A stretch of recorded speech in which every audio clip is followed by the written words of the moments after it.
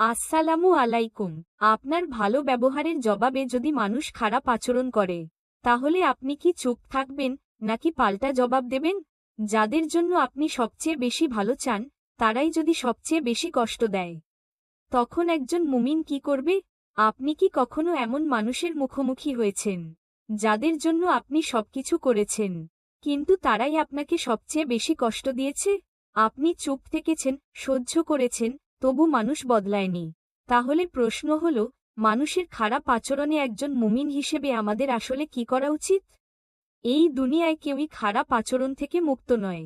পরিবার, আত্মীয়, বন্ধু, এমনকি নিকটজনের কাছ থেকেও আমরা কখনো কখনো অসম্মান, অবহেলা বা কটু কথা পাই। কিন্তু ইসলাম আমাদের শুধু কষ্ট সহ্য করতে বলেনি, ইসলাম আমাদের শিখিয়েছে কিভাবে সম্মানের সাথে, ধৈর্যের সাথে নিজেকে রক্ষা করে চলতে হয়। সব কিছুর জবাব দেওয়া জরুরি না, সব কথা, সব আচরণের জবাব দিতে গেলে আমাদের হৃদয় ক্লান্ত হয়ে যায়। মনে রাখবেন, চুপ থাকা সবসময় দুর্বলতা নয়, অনেক সময় চুপ থাকা মানেই নিজের মর্যাদা রক্ষা করা। নবী অনেক অপমান সহ্য করেছেন, কিন্তু প্রতিটা অপমানের জবাব দেননি। রাগের মুহূর্তে সিদ্ধান্ত নেবেন না। খারাপ আচরণ পেলে সবচেয়ে আগে যে অনুভূতিটা আসে, তা হল রাগ। কিন্তু রাগের সময় বলা একটি কথা আজীবনের সম্পর্ক ভেঙে দিতে পারে। রাসূল বলেছেন, শক্তিশালী সে নয় যে কাউকে পরাজিত করতে পারে, শক্তিশালী সে যে নিজের রাগকে নিয়ন্ত্রণ করতে পারে। রাগ কমে গেলে সিদ্ধান্ত নিন। এই অভ্যাস আপনাকে অনেক ভুল থেকে বাঁচাবে। সীমা নির্ধারণ করা ঈমানের অংশ। অনেকে মনে করে সহ্য করলেই সওয়াব, কিন্তু না, বারবার অন্যায় সহ্য করা মানে নিজেকে অবমূল্যায়ন করা। ইসলাম আমাদের শিখিয়েছে শান্তভাবে, সম্মানের সাথে নিজের সীমা নির্ধারণ করতে। খারাপ আচরণকে ভালোবাসার নাম দিয়ে ঢেকে রাখবেন না।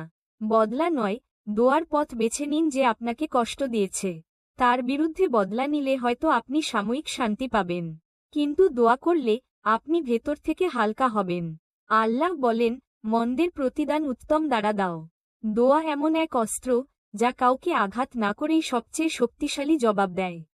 আল্লাহর উপর ছেড়ে দিন। সব হিসাব আপনাকে রাখতে হবে না, সব জবাব আপনাকে দিতে হবে না। কিছু কষ্ট আল্লাহ দেখেন, কিছু চোখের পানি আল্লাহ নিজেই মুছে দেন। যখন আপনি আল্লাহর উপর ছেড়ে দেন, তখন আল্লাহ এমনভাবে সাহায্য করেন যা আপনি কল্পনাও করেননি।